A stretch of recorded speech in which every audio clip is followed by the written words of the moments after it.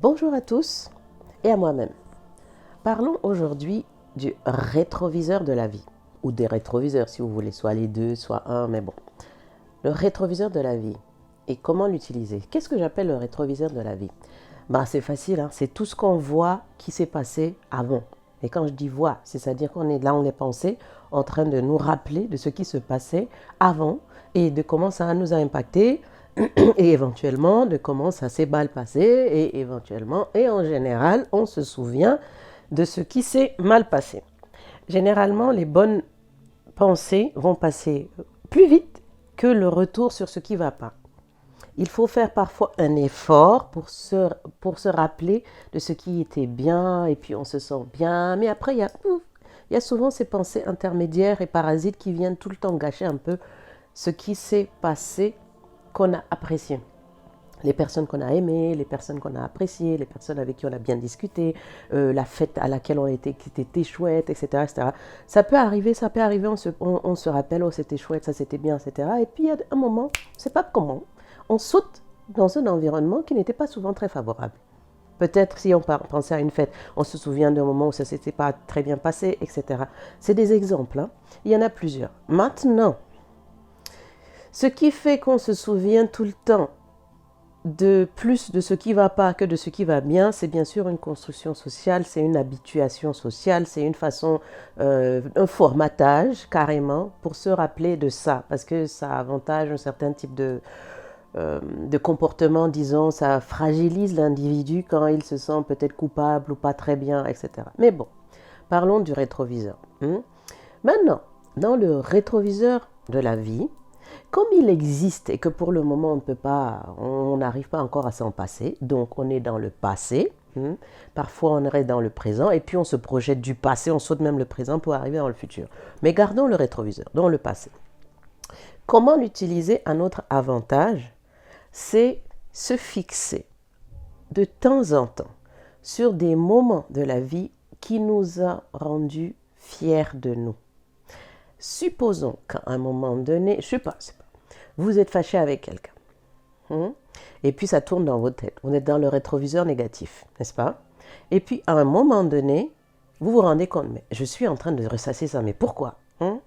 Et là, fixez-vous sur un moment où vous avez plutôt inversé la tendance, vous avez peut-être discuté avec quelqu'un, vous avez pris sur vous et puis vous avez pu parler peut-être plus calmement, vous avez réussi à communiquer votre idée sans vous fâcher ou sans penser il m'a manqué de respect, elle m'a manqué de respect, il faut que je réagisse, c'est comme ça qu'on m'a appris.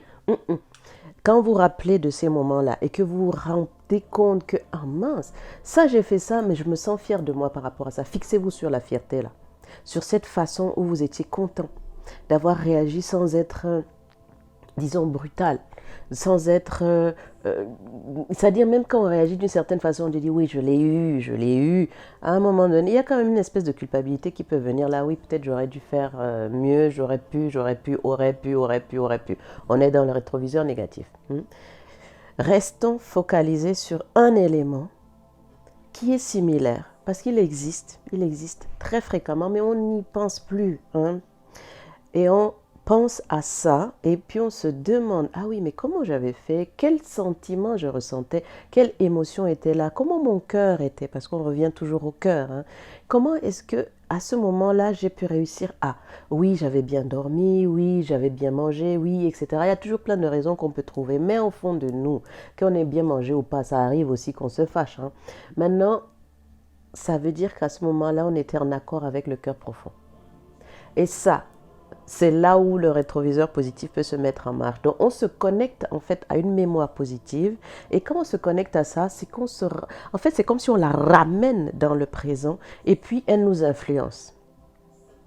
Oui, ça a l'air peut-être un peu bizarre, mais c'est vraiment ça. C'est comme la mémoire négative nous influence dans le présent, la mémoire positive nous influence aussi dans le présent. C'est un peu comme si on se connectait, c'est comme si on collait le passé à notre présent et puis on était dedans. Et c'est vraiment ça. C'est-à-dire on se colle à un passé et puis on pompe énergétiquement ce qui existait. Alors, plus on va se remettre dans le rétroviseur positif, de plus et plus on va se mettre dans le rétroviseur positif, plus on va réussir à se connecter à ces parcelles, à ces perles de notre vie qui nous aident à aller en avant. On se connecte à ces parcelles énergétiques positives pour nous, pour pouvoir avancer. Et c'est ça que j'appelle la connexion au rétroviseur positif qui nous permet d'avancer. Ça marche vraiment. Ça marche. Testez-le si jamais vous n'avez jamais essayé, mais testez-le. Rendez-vous à cette partie de vous qui existe toujours, hein, parce que pour moi, le temps, j'en ferai une autre vidéo, mais bon. Là, et puis vous la ramenez en vous. Vous vous connectez au cœur de là-bas et vous la ramenez en vous.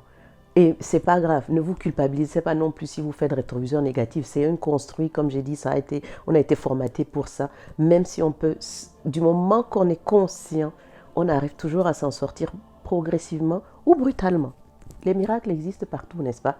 Alors voilà ce que je voulais dire par rapport au rétroviseur positif. J'espère que j'ai été claire, mais bon, quand je réécouterai plus tard, peut-être je rajouterai. Mais je pense que le plus important est passé, se connecter à la mémoire positive pour la ramener dans ce présent actuel et donc recevoir les bénéfices énergétiques de la fierté, de la joie, etc. qu'on a pu ressentir à un moment donné.